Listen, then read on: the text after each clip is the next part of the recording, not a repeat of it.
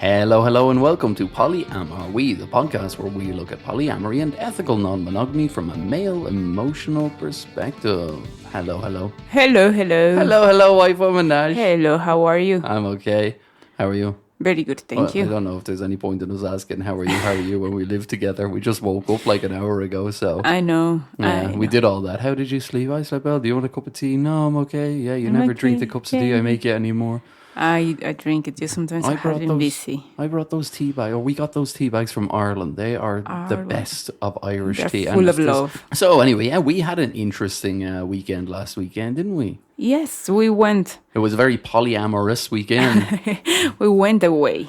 Respectively with different people to different places. Ooh. Yeah, it was a lot of fun.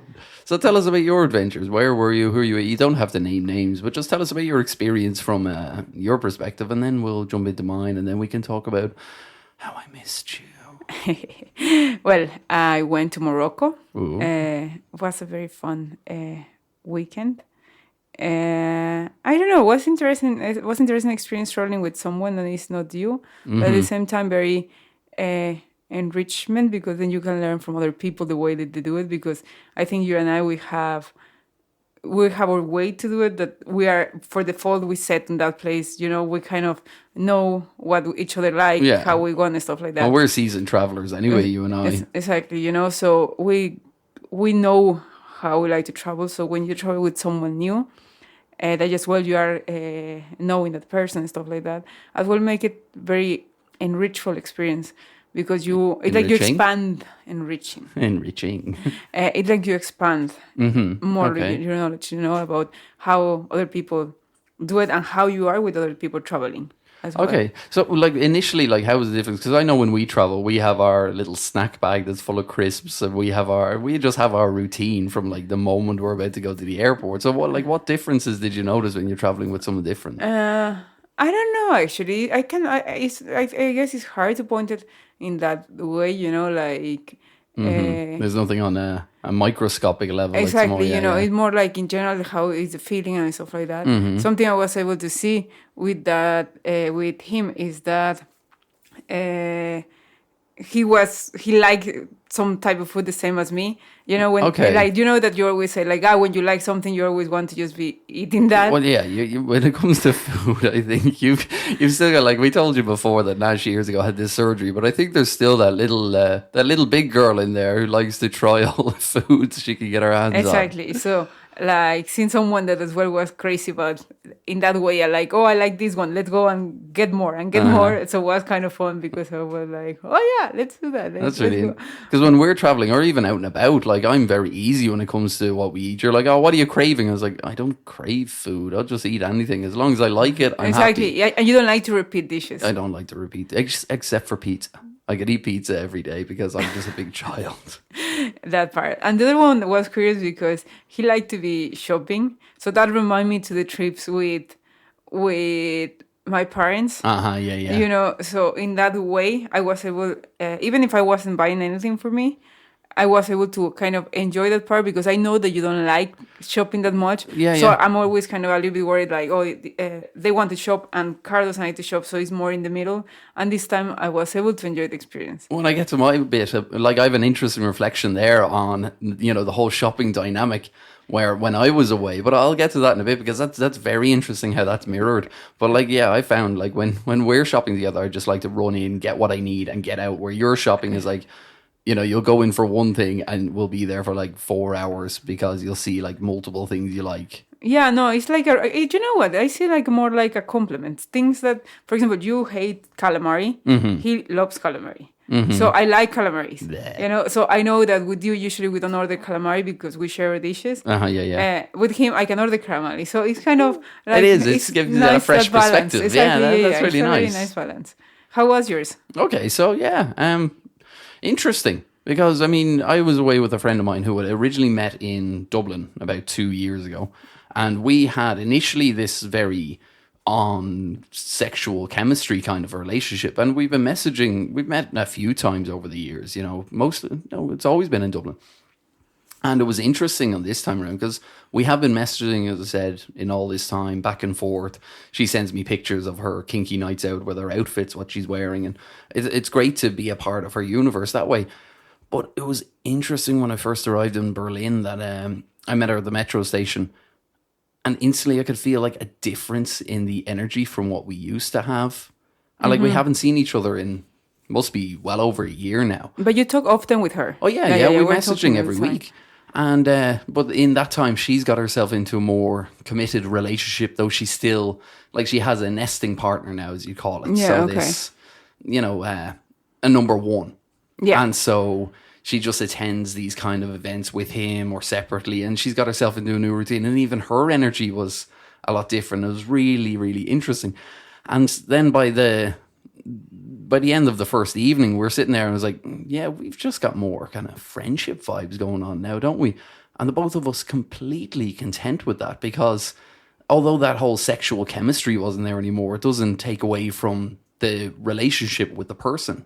It doesn't take away from that friendship or that, you know, and I think it's interesting how these relationships can evolve over time. Yeah. Like I spoke on the previous podcast with Tom, how you can begin something with someone and it can evolve into something completely different. I mean, just the way friends can turn into lovers in a monogamous place. Lovers can turn Exactly. into friends. Yeah, You know? I think so as well is important there, the level of maturity that you both have, that you understand both what polyamory, and that is okay, we can evolve to this situation, you know? And there's no love lost around it. It's not like we're sitting there awkwardly around it. We're both sitting there on our phones, chatting away, having a laugh, sharing TikToks with each other and just doing us.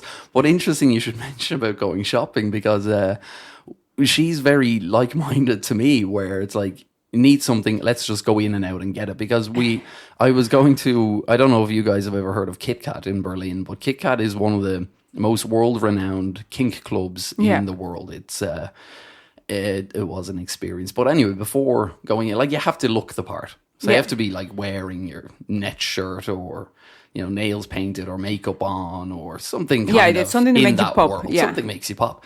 So initially when I arrived, like, I didn't bring anything over with me because I was packing light. So we went to Primark.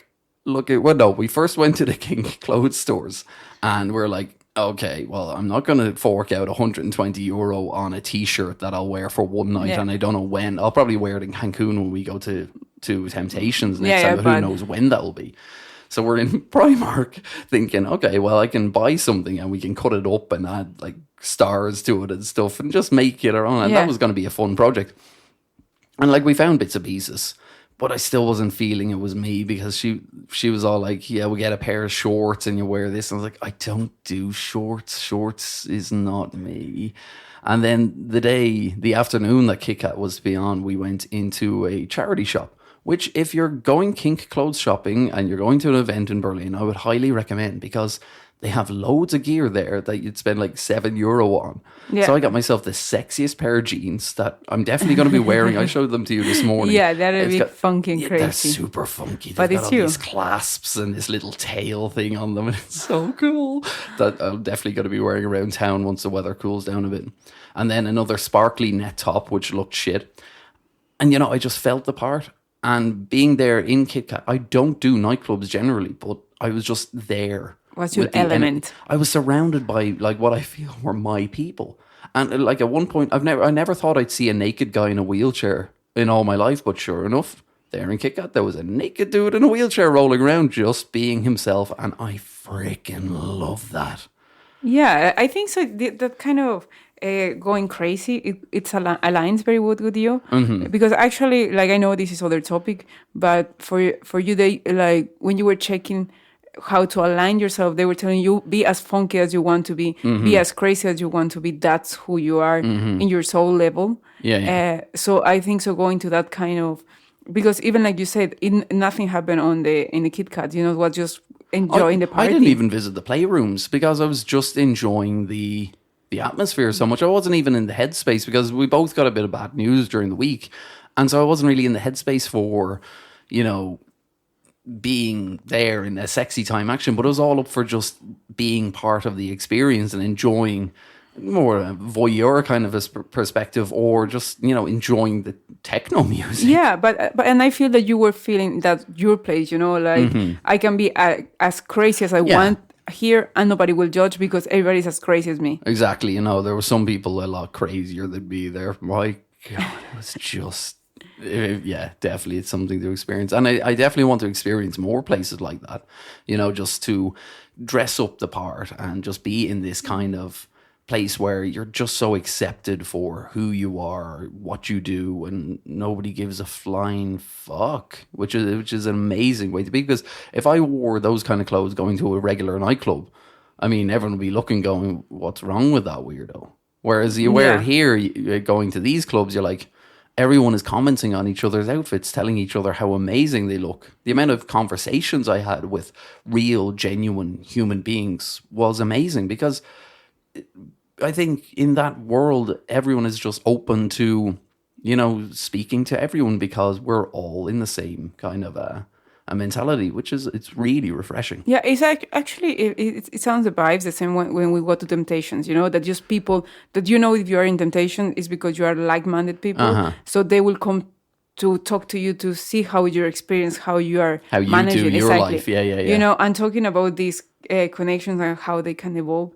We have met people in Temptations as well, where they just present like, oh yeah, like we are metamors and here we are just as a couple. Like it's really interesting the way that all these kind of relationships can evolve. When you go out of the traditional norm that usually is you break up with your ex, of course depends of the type of relationship and if was toxic or I don't want to get into that.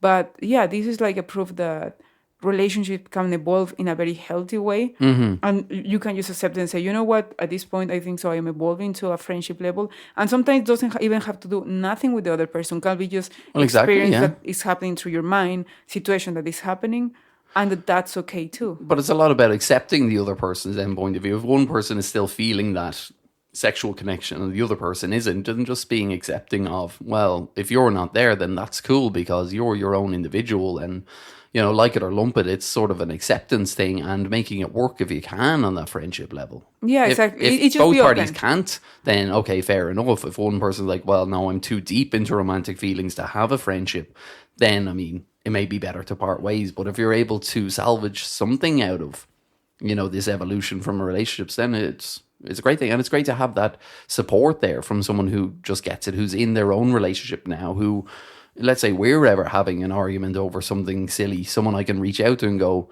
hey, do you have any advice on this? Because, you know, from an outsider perspective. And actually, I for your connections that I know, I feel basically almost all of them have evolved to a friendship level, you know, like, of course, it's someone that they were not able to kind of see eye to eye.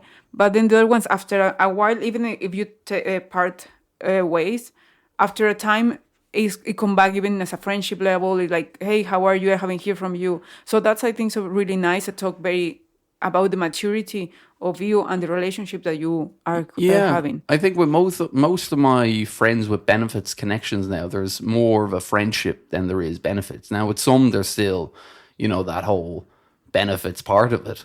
But on the base level, I mean, it's a deep friendship with everyone I've ever had a connection with. Well, most people, except for ones that couldn't be salvaged for whatever reasons, you know, just different personality types, or it was just clashing, and to continue on a friendship would be just toxic at the end of the day for both.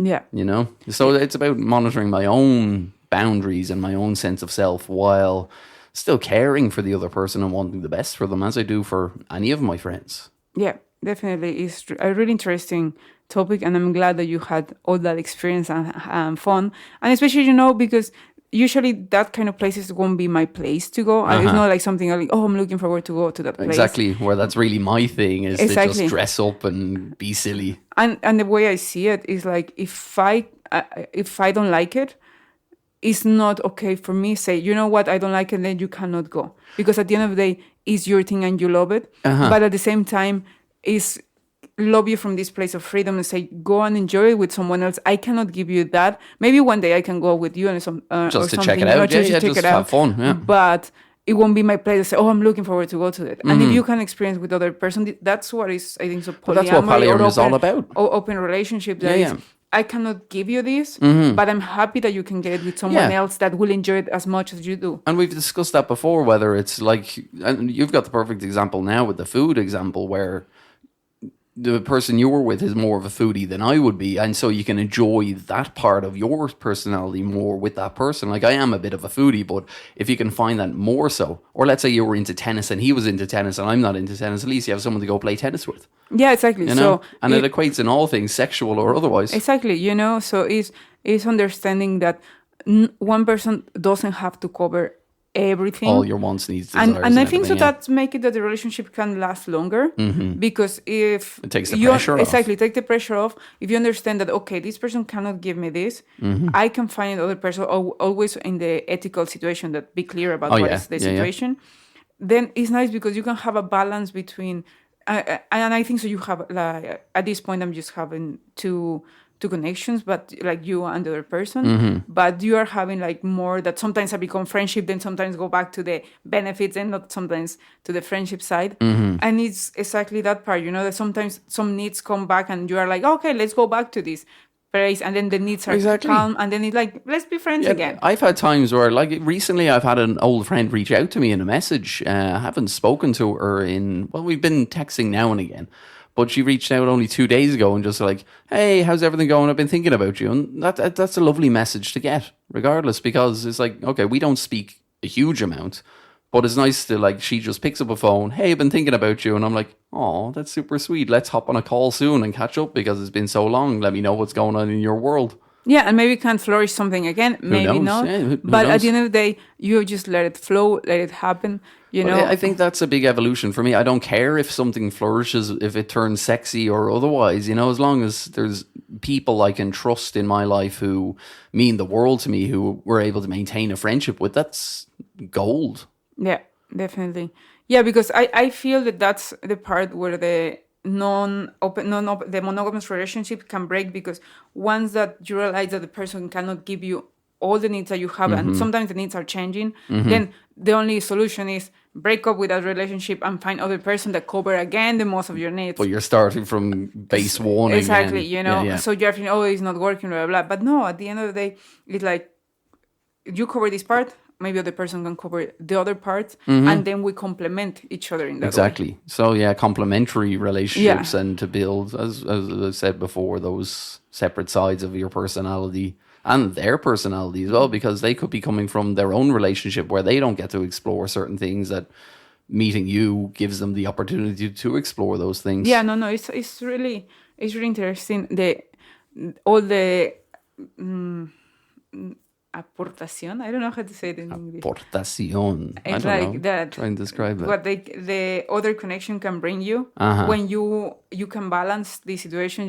Then you can make a nice community. A nice big emotional cake. Oh, I'm hungry now. Yes. Okay, so I think, is that everything? Yes. Yeah. Anything else you want to add for your adventures? No, I'm very happy in the place that I am at the moment. That is very cool. Very balanced in that way, I feel. As I've said before, all I want out of this is your happiness and your safety. And if you've got those, then I'm a very happy man. Yes. Ooh. Me too. Okay. Well, if you want to be a guest on PolyAmAreWe, or if you just simply like to share your story, drop us an email at polyamarewepodcast@gmail.com, or reach out to us on TikTok, Instagram, Facebook, other places. Yeah, Polyamory, Google, Facebook. Yeah, we have a Facebook. People use Facebook still, would you believe? Still they use Facebook? Okay. It's remarkable. Just, older people like us. No, I'm not old. Sorry. Okay, I use everybody. Facebook, but I'm not old. Okay. Well, love you lots, and Take whatever care. you're getting up to, enjoy the journey. Bye. Bye-bye.